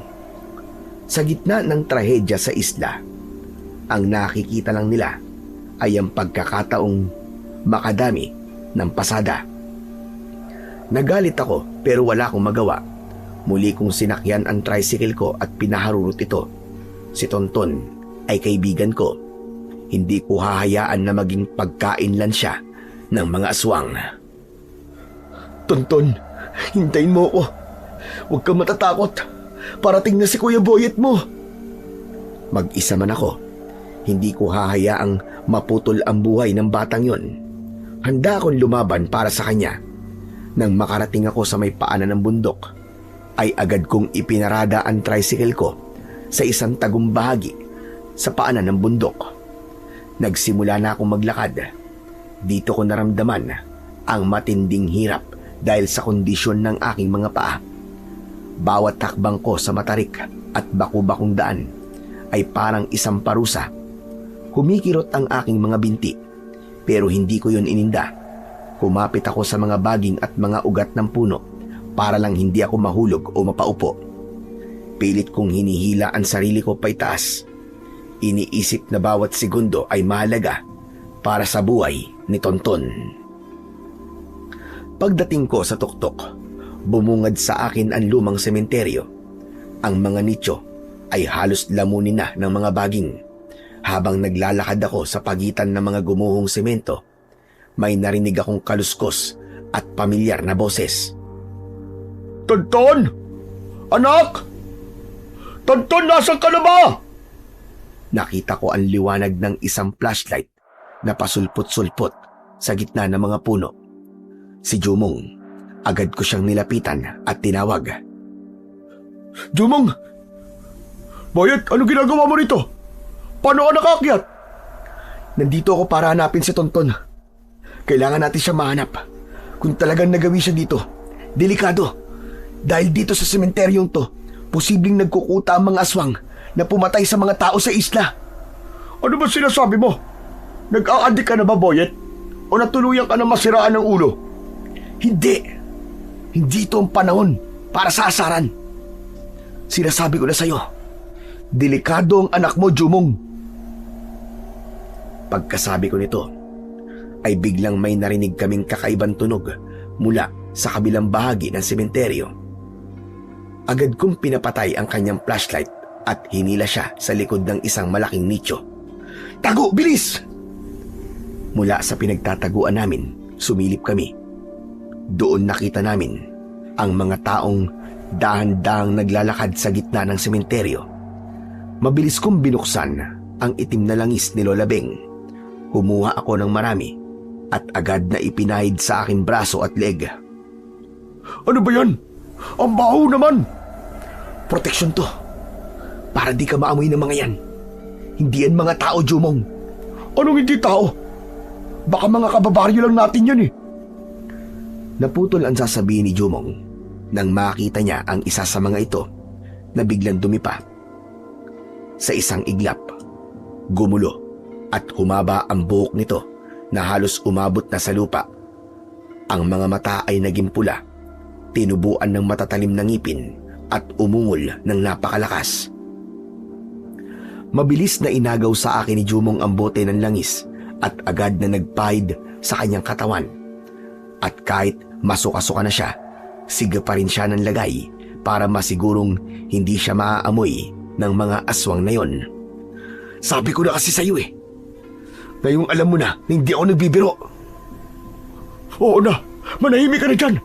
At baka mamaya'y mahuli pa tayo. Nang matapos siyang magpahid, ay dahan-dahan kami ulit na sumilip. Laking gulat namin nang makita ang lahat ng figurang nandoon. Isa-isa silang nagbago ng anyo. Naglalabasan ang malalaking kuko nila at nagsisihabaan ang kanilang mga buhok. Isa sa mga naroon ang pumukaw ng atensyon ko. Namukaan ko ang babaeng nakatayo sa gitna nila. Ang dalagang naging pasahero ko, si Cassandra. May dala siyang isang malaking styrofoam box, yung katulad ng ginagamit sa palengke para mapanatili ang sariwa ng mga isda o karne. Ipinatong niya ang box sa ibabaw ng isang nicho at lumingon sa bukana ng kuweba. Ilabas niyo na ang poon. Iaalay na natin sa kanya ang ating nakuwang mga laman loob. Agad na sumunod ang ibang aswang mula sa madilim na kuweba. Inilabas doon ang isang bangkay na agnas na, kulay abo ang balat at nakadikit na sa buto. Boyet, ano yan? Bakit nila nilalabas ang patay? At yung box? Huwag mong sabihin na ang laman yan ay... Tama ka ng iniisip, Jumong. Mukhang dyan nila nilalagay yung mga kinuha nilang lamang loob mula sa mga naging biktima nila sa isla. Nanlaki ang mga mata ni Jumong. Nakita namin kung paano kinuha ni Cassandra ang isang piraso ng puso at inilapit ito sa tuyunan labi ng agnas na bangkay. Sa isang iglap, ang mga ugat sa liig ng tinatawag nilang poon ay bahagyang gumalaw at ang kulay abo na balat nito ay unti-unting naging kulay ube. Mga hayop! Mga demonyo! Pre, huminahon ka lang. Muntik nang mapatayo si Jumong sa galit. Pero mabilis ko siyang hinila pababa. Manahimik ka muna ha. Kapag narinig nila tayo, hindi lang si Tonton ang mawawala. Pati tayo. Gagawin nila tayong pagkain. Tandaan mo yan. Sa gitna ng ritual, biglang huminto ang dalaga. Lumingon siya sa bukana ng kuweba at nag-utos sa dalawa pa na kasamahan. Kunin niyo na ang mga bihag. Narinig ko ang bulong ng poon. Sabi niya sa akin, sapat na ang 3 puso para tuluyan siya mabuhay. Puso ng isang traidor, puso ng isang inosenteng bata, at ang puso ng isang makapangyarihang albularyo. Nang marinig namin ang salitang bata, agad akong kinilabutan. Mula sa madilim na kuweba, kinaladkad ng 2 aswang ang isang maliit na figura. Agad namin siyang nakilala. Nakagapos ang bata. May busal ang bibig habang pilit na nagpupumiglas. Tonton! Hayop kayo! Bitiwan niyo ang anak ko!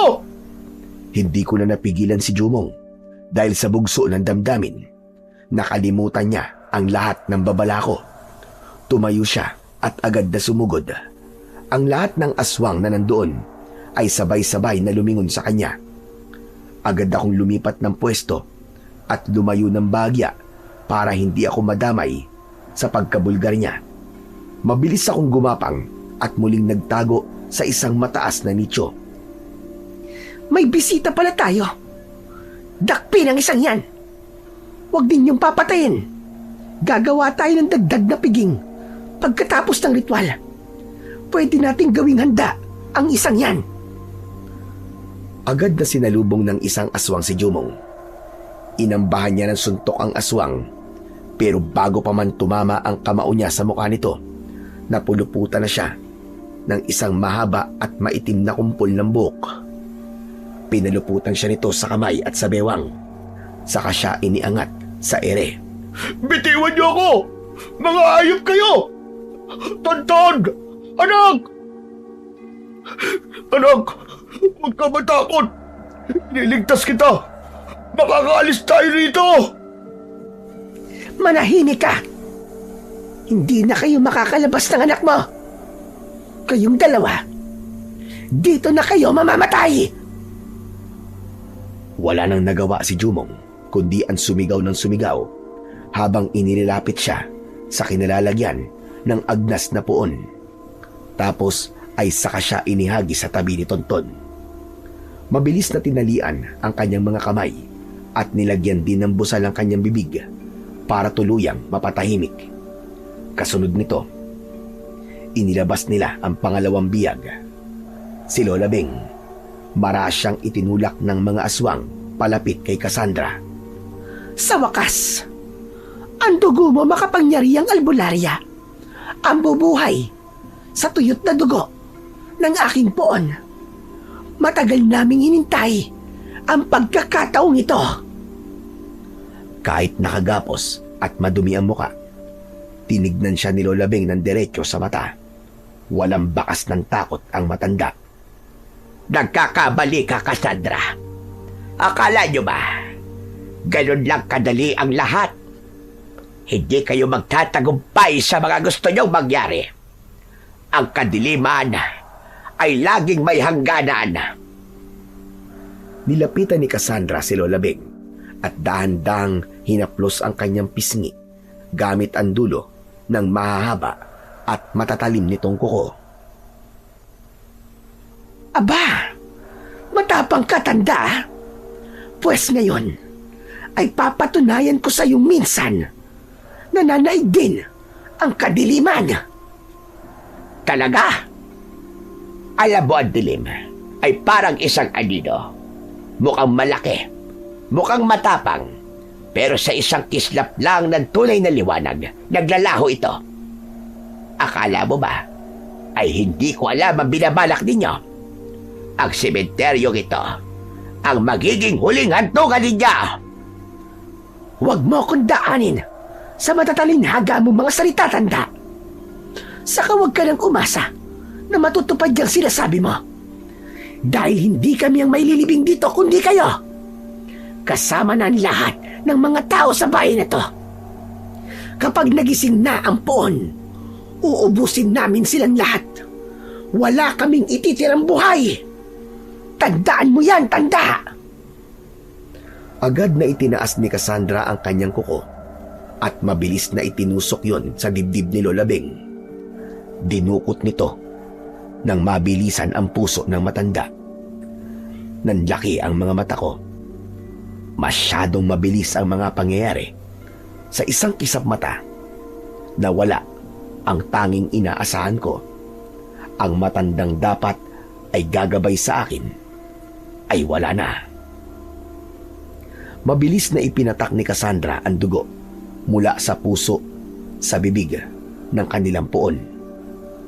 Inilapit pa niya ang mismong puso sa labi nito. Naghihintay ng himala, pero lumipas ang ilang segundo. Walang nangyaring kakaiba. Walang naging reaksyon ng bangkay, hindi gaya ng nangyari kanina. Anong nangyayari? Bakit ayaw? Bakit ganoon? Hinarap niya ang bangkay ni Lola Beng at sinipa ito ng malakas sa galit. Impostor ang matandang ito. Hindi siya tunay na albularyo. Nilinlang tayo ng hayop na to. Hindi siya ang hinahanap natin. Nanginig ang buong katawan ni Cassandra sa tindi ng puot. Lumingon siya kay Tonton na nanginginig sa takot sa tabi ni Jumong. Kung ganon, ikaw na ang susunod, bata. Sigurado ako, yang puso mo ay tunay na puso ng isang inosenteng bata. Hindi niyo na ako madadaya. Sa isang kumpas ng kamay ni Cassandra, ang mahahabang buhok niya ay tila naging isang buhay na ahas. Mabilis itong gumapang at pumulupot sa bewang ni Tonton. Saka marahas na iniangat ang bata sa ere. Nanigas ang buong katawan ko habang tinitignan ang eksenang yon. Sa sandaling yon, wala nang ibang gagawa ng paraan. Kung hindi ako kikilos, pati si Tonton ay mamamatay. Palipat-lipat ang tingin ko sa kanila, kay Tonton at kay Jumong. Nagpupumigla si Jumong. Pilit siyang kumakawala sa kadenang buhok na nakagapos sa kanya. Pero wala siyang magawa kundi ang panoorin ang sariling anak na malapit nang katayin. Handa ka na bang mamatay, bata? Doon na nagpanting ang tenga ko. Ang takot ay napalitan ng gigil at galit. Bitiwan niyo ang bata! Mga hayop kayo! Tumayo ako mula sa pinagtataguan kong nicho.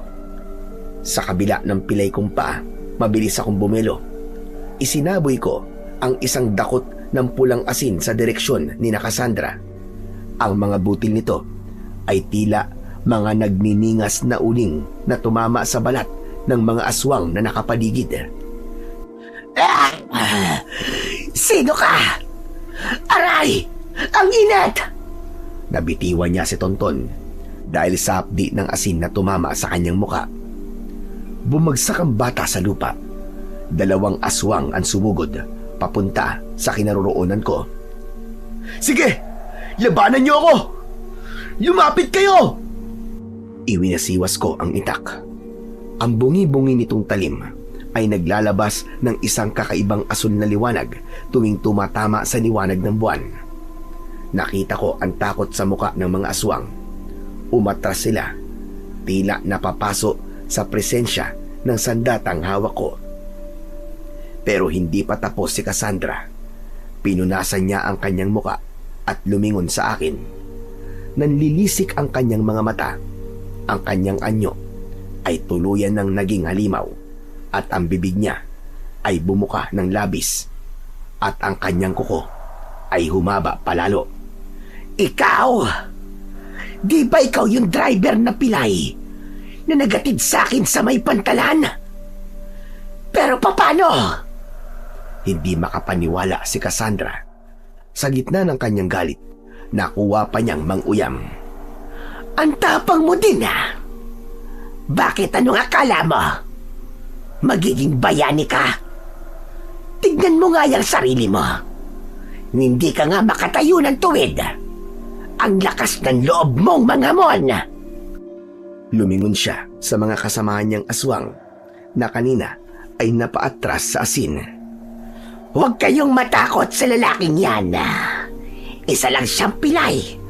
Lapain siya at itabi ang walang kwenta na yan. Sa isang hudyat ni Cassandra, sabay-sabay na sumugod sa akin ang halos 5 aswang. Ang kanilang galaw ay simbilis ng kidlat. Gumagapang sila at tumatalon-talon sa ibabaw ng mga nicho. Parang sadyang tinatakot ako. Nagkakamali ka!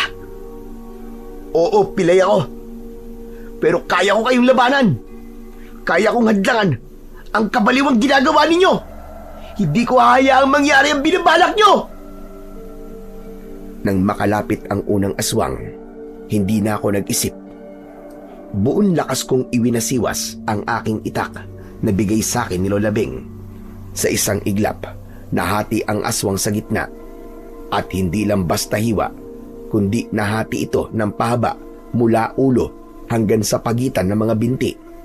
O ano ha? Sino pang gusto sumunod? Sige, sugod kayo! Sumugod kayo! Nagulat ang iba pang aswang. Napako sila sa kinatatayuan nila nang makita ang nangyari sa kanilang kasamahan. Paano nga isang tulad mo ay may hawak na ganyang sandata? Sabi ko naman sa'yo, Cassandra, wag na wag mo akong mamaliitin. Nanlilisik ang mga mata ni Cassandra habang pabalik-balik ang tingin sa akin at sa nag-aapoy na bangkay ng kasamahan niya. Ikaw? Ikaw ba ang ibinubulong sa akin ng poon na siyang makapangyarihang albularyo? Paano nangyari yon? Nung nasa isla kayo, sinabi na matandang babae na yon na isa siyang makapangyarihang albularya. Pero bakit ikaw ang may hawak ng itak na yan? Isa ka lang pilay. Nangunot ang noo ko. Sa bawat salitang lumalabas sa bibig niya, lalo akong nagalit. Malinaw na sa akin ang lahat ngayon. Tunay ngang mapanlinlang ang mga halimaw na katulad nila. Tama nga ang lolo ko. Sabi niya sa akin nun, huwag kong ituring na sumpa ang kapansanan ko. Dahil magagamit ko to para malinlang din ang mga kagaya nyo. Mabilis at malakas kong iwinasiwas ang itak. Gumawa ito ng kakaibang sipol o ugong sa hangin. O ano? Gulat ba kayo na isang pilay na driver lang pala ang maghahatid sa inyo pabalik sa impyerno? Sa gitna ng pagkabigla ni Cassandra, muli siyang nagtangka na abutin si Tonton para tuluyan na itong patayin. Pero mabilis ako. Agad ko siyang sinabuyan ng pulang asin sa muka, kaya napaurong siya habang sumisigaw dahil sa sakit at hapdi ng nasunog niyang balat. Tonton, takbo na! Lumapit ka sa akin, dali! Mabilis siyang tumakbo palapit sa akin. Gamit ang itak ko. Isang hagod pa lang ay naputol na kagad ang taling nakapulupot sa kanyang kamay. Tinanggal ko rin ang busal sa kanyang bibig. Agad akong gumuhit ng bilog gamit ang pulang asin. Pumasok ka sa loob ng bilog. Huwag kang lalabas kahit anong mangyari. Naiintindihan mo, Tonton? Opo, kuya. Pero ang papa ko, iligtas mo po ang papa ko, parang awa mo na. Oo, sige. Akong bahala sa papa mo. Dahan-dahan akong lumapit sa kinaroroonan ni Jumong. Hindi makalapit sa akin ang mga aswang dahil sa takot. Lalo pat sa tuwing susubukan nila ay sinasabuyan ko sila ng asin. Pero bago pa ako makarating sa tabi ni Jumong, ay may mahahabang buhok na pumulupot sa aking mga binti. Nadapa ako. Hinila ako ni Cassandra palapit sa kanya. Pero bago pa niya ako tuluyang mailayo kay Jumong, inunat ko ang aking kamay at hinagip ng itak ang mga taling nakapulupot sa mga kamay niya. Sa isang iglap, nakawala siya. Sunod ay mabilis kong inihagis sa kanya ang pulang asin. Kunin mo yan! Gumawa ka ng bilog sa paligid mo! Hindi sila makakatawid sa guhit ng pulang asin! Nagmamadaling sinunod ito ni Jumong. Isang nagniningas na pulang guhit ang nabuo sa lupa. Sumugod ang dalawang aswang pero tumalsik sila nang parang tinamaan ng kuryente pagdapo sa guhit. Samantala, hinarap ko si Cassandra. Katapusan mo na ngayon, pilay! Hindi na kita bubuhayin pa! Ang kanyang mahahabang buhok ay tila naging mga matatalim na espada. Agad akong gumulong para makaiwas. Saka ko iwinasiwas ang itak sa buhok niya. Aray ko! Ang buhok ko! Hindi ko na siya binigyan ng pagkakataon na makabawi. Itinukod ko ang aking paa at sumukod. Sa sandaling yon, ang itak ay biglang naglabas muli ng isang asul na liwanag na parang maliliit na kidlat. Paglapit ng talim nito sa kanyang katawan, ay nahiwa ang katawan niya sa dalawa tulad ng nangyari sa naunang aswang na napatay ko. Nang makitang wala na ang kanilang pinuno, nagkagulo ang mga natitirang aswang pero mabilis silang sinabuyan ni Jumong ng pulang asin. Pinagtulungan naming dalawa na tapusin ang mga aswang hanggang sa pinakahuling miyembro nila. Ligtas na tayo, Boyet! Wala na mga aswang! Pero sa gitna ng katahimikan, isang mahinang tinig ang narinig namin mula sa madilim na kuweba. Tulong! Tulungan niyo ako! Pumasok kami sa kuweba at hinanap kung kanino galing ang tinig na yon. Ginamit ni Jumong ang kanyang flashlight. Nakita ko ang matandang lalaki na nakilala namin sa isla. Nakahiga siya sa lupa at parang hirap nang makatayo. Nilapitan ko siya pero sa halip na tulungan ay buong lakas ko siyang sinaksak sa tapat ng kanyang puso. Akala mo ba ay maluloko mo pa ako, hayop ka? Kasamaan ka rin nila. Nagkunwari ka lang na biktima. Pero ikaw, ang nagpapatay sa sarili mong asawa, hayop ka. Hindi ba't siya ang unang inialay nyo? Dahil sinasabi niyong traidor siya? Paano? Paano mo nalaman? Dahil walang ibang may alam sa pinag-usapan natin sa isla, kundi ikaw at si Lola Beng lang. Si Raulo kang traidor ka! Pinagkadiinan ko pa ang saksak hanggang sa malagutan siya ng hininga at tuluyang nasunog ang kanyang katawan. Nang matiyak namin na wala na talagang panganib, pinagtulungan naming buhatin ang bangkay ni Lola Beng at inilagak siya sa loob ng kuweba. Tahimik kaming nag-alay ng maikling dasal bago tuluyang lumisan. Pagdating namin sa paanan ng bundok kung saan nakaparada ang aking tricycle, sandaling tumigil si Jumong. Tumingin siya sa akin ng diretso. Boyet, pasensya ka na. Sa lahat ng pang-aalipusta at pang-aaping ginawa ko sa'yo. Masyado ko naging mayabang. Akala ko dahil pilay ka, wala ka ng silbi. Pero mali ako. Ikaw pa, na tinawag kong mahina at eng-eng, ang nagligtas sa buhay namin ni Tonton. Ayos na yun, pare. Wala naman akong sama ng loob sa'yo eh. Saka matagal na kitang niligtas. Di mo lang alam. Talaga? Iniligtas saan? Saka paano? Sa mga itim na anino sa terminal. Basta wag na natin pag-usapan yun. Hindi talaga ako galit sa'yo. Pero meron na sana akong hihilingin. Pwede bang maging magkaibigan na tayo? Kaibigan? Kulang pa yun, Boyet. Mula ngayon, ituring mo na akong kapatid. At asahan mong sa terminal, wala nang mang-aapi sa'yo kahit na sino. Inilahad niya ang kamay niya sa akin. Tinanggap ko yon at nagkamay kaming dalawa ng maigpit. Matapos yon ay sumakay na sila sa aking tricycle. Masaya ko na nagawa ko ng tama ang misyon ko para mailigtas ang 2 tao na ito at ang buong bayan namin. Habang umaandar kami palayo sa bundok, sinilip ko sila sa sidecar. Si Tonton ay mahimbing nang nakasandal sa braso ng kanyang ama, habang si Jumong naman ay nakatingin sa labas. Nang nasa baryo na kami, nakita naming may mga tao nang nasa labas at nagbubukas na ng kanilang mga tindahan. Hudyat na madaling araw na. Walang sino man ang nakakaalam sa nangyaring digmaan sa taas ng bundok, maliban sa aming 3. Nagkasundo kami na isikreto ang lahat ng ito sa aming mga kababaryo. Samantala, pagkatapos ng pangyayaring yun, ay naging magaan na ang buhay ko sa terminal. Wala nang nang-aapi sa akin. Si Jumong na ang naging katuwang ko sa pagbabantay sa kaayusan sa toda namin.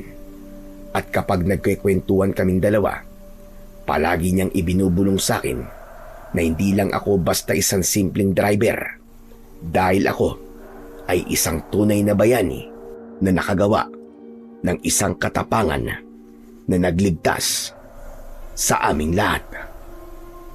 Hanggang dito na lamang po ang aking kwento. At sana ay may natutunan kayo na magandang aral. Sa kwentong ating napakinggan, ay pinatutunayan lamang na huwag nating maliitin o apihin o husgahan ang isang tao dahil lamang sa kanyang kapansanan. Ang panlabas na anyo o pisikal na kalagayan ay hindi sukatan ng tunay na halaga ng isang tao. Madalas, ang mundong mapanghusga ay nakatingin lamang sa kakulangan, ngunit ang Diyos ay nakatingin sa puso, sa tapang, sa kakayahan, at sa layuning inilagay niya roon.